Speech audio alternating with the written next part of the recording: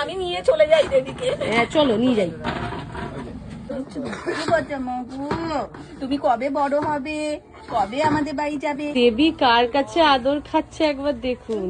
তোমাকে যে আমার কি ভালো লাগে। আজকে দেবীর মা এদিক দিয়ে দেবীকে আদর করছে আর আমার মা দেবীকে ওদিক দিয়ে আদর করছে।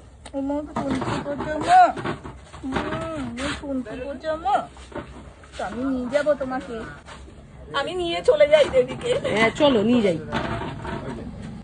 দেবী আদর খাচ্ছে, ও মা দেবীর আদর খেতে কি ভালো লাগছে একবার দেখো। দেবীর মুখ চোখ দেখেই বোঝা যাচ্ছে যে দেবী আদর খেতে কতটা ভালোবাসছে।